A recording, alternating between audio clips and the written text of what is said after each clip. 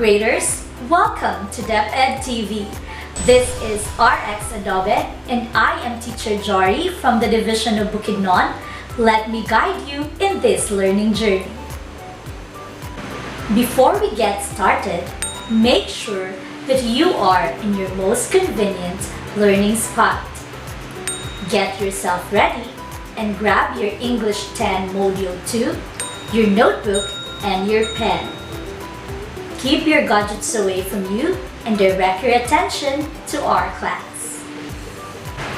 Today, we will learn to use a variety of techniques and devices used in persuasive text.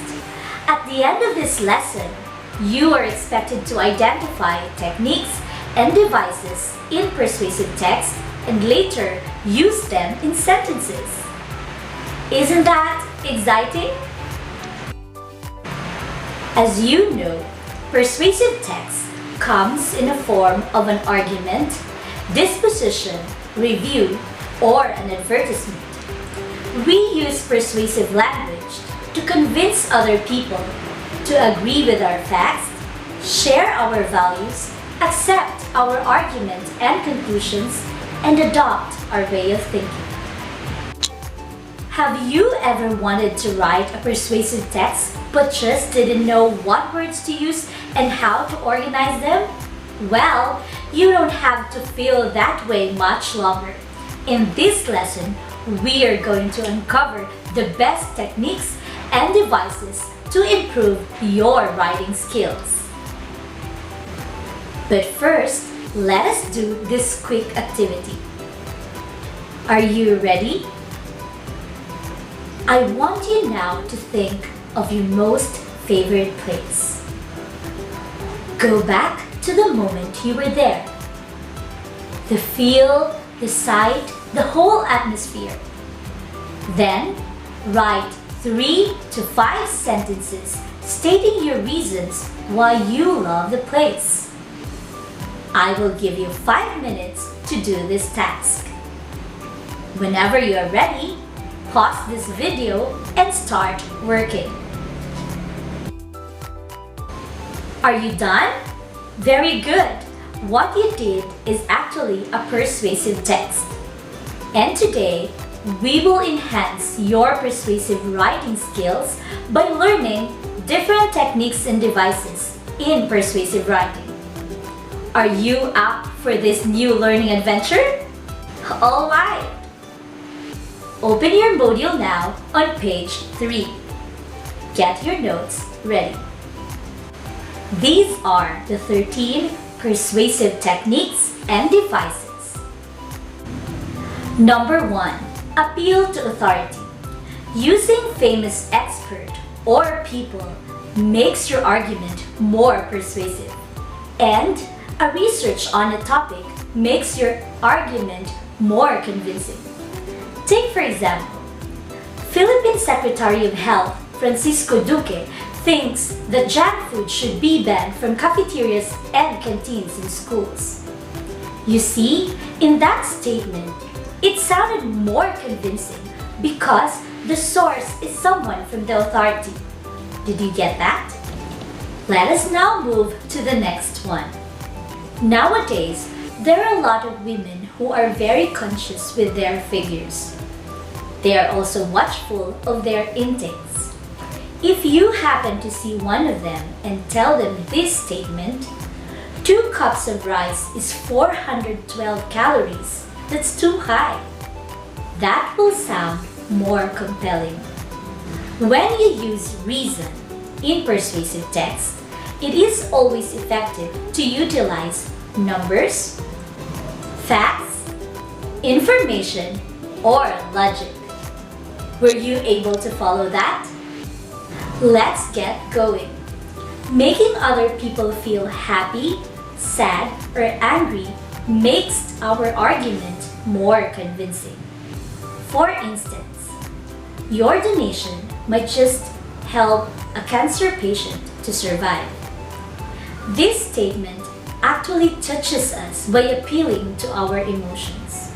Whenever we are emotional about something, we are more likely easier to get convinced. Do you agree with that? If there is an appeal to emotion, there is an appeal to trust. Big word. Now, let us examine this example. Believe me, I've been there before. I'm just like you. By establishing trust first, you gain the chance to be listened to. Therefore, you have the opportunity to convince others. But what if we are playing fox? Playing fox is a technique using people who represent the typical target to communicate that a typical person just like you uses or does something, so must you. For example, as a mother, I recommend breastfeeding for infants. In this statement, a common or ordinary person tries to convince others to do the same. Were you able to follow that? Next is bandwagon. When everybody believes it, it is more likely to be true.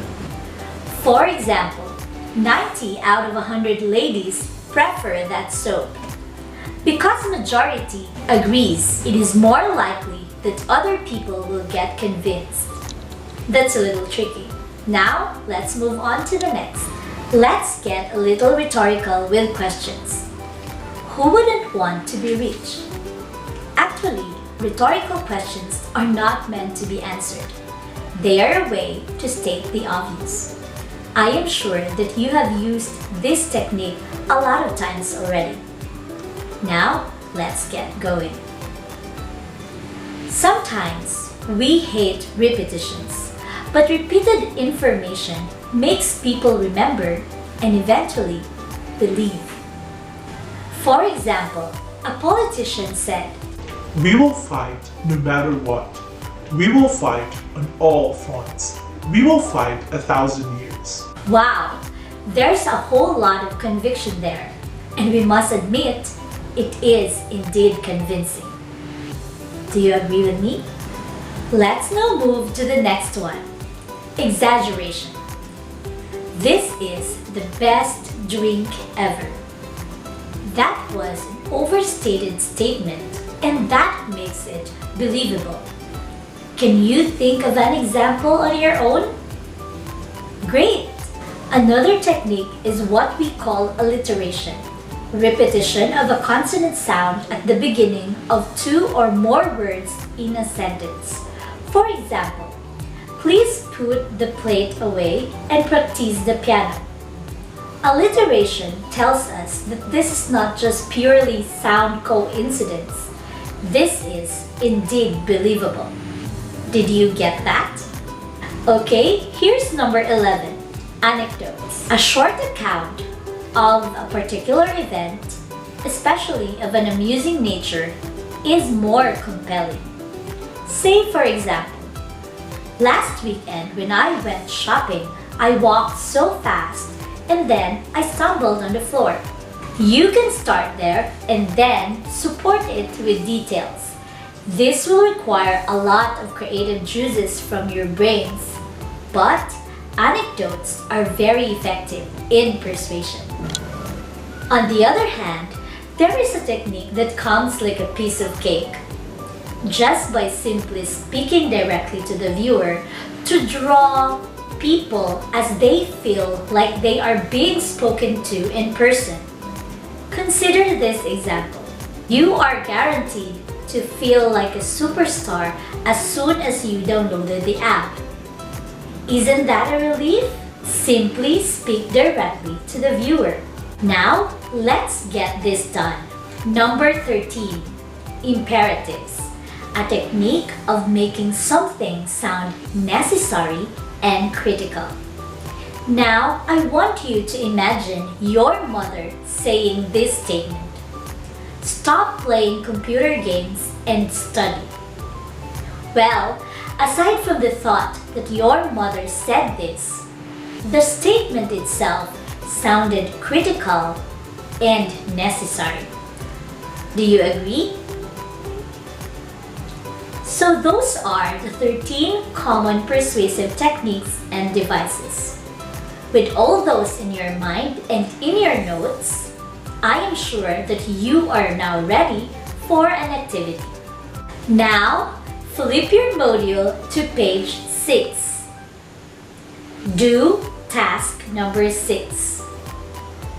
Among the 13 techniques and devices, choose only 5 and use each of them in a sentence. I will be giving you 5 minutes to do this task. Don't forget to write your answers on your notebook. Whenever you are ready, pause this video so you can do the task. Welcome back, learners! Did you finish the task? That's awesome! I told you, writing a persuasive text will come in handy with the right persuasive techniques and devices. Now, can you name at least 5 devices and techniques you can remember?